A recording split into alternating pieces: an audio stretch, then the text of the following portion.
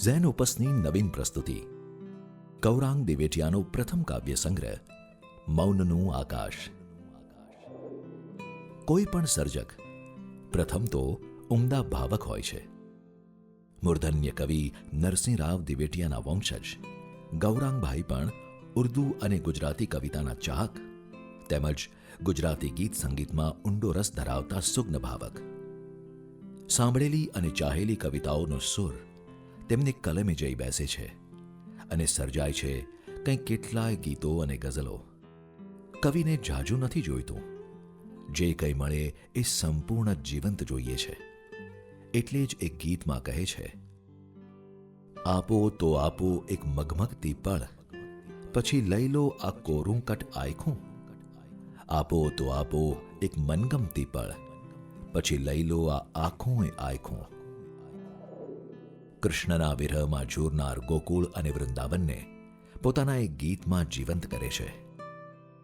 એક આંખમાં વૃંદાવન ને બીજે ગોકુળ ગામ, વચમાં જમના જળમાં વહેતું માધવનું એક નામ.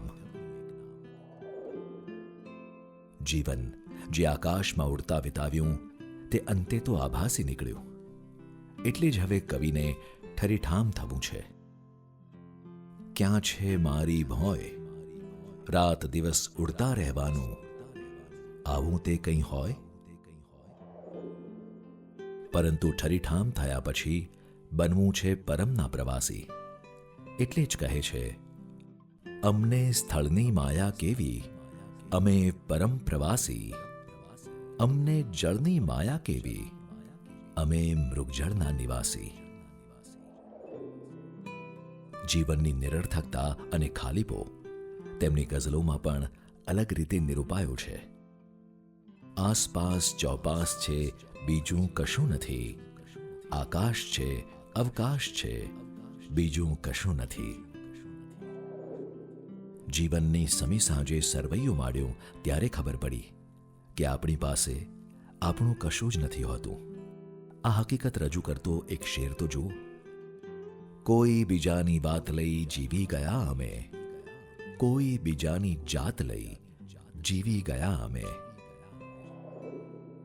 કૃષ્ણ પ્રેમ, ખાલીપો, વિરહ અને વેદના જેવા ભાવોથી સભર આ કાવ્ય સંગ્રહ રસિકોને સરળ ભાષામાં અભિવ્યક્ત થયેલ જીવનના વિવિધ રંગોના દર્શન કરાવે છે. મૌનનું આકાશ નેશન વાઇડ ફ્રી શિપિંગ સાથે ઘેર બેઠા મેળવવા www.zenopus.in, ઓનલાઈન શોપિંગ માટે એમેઝોન અથવા તમારા નજીકના બુક સ્ટોરનો સંપર્ક કરો.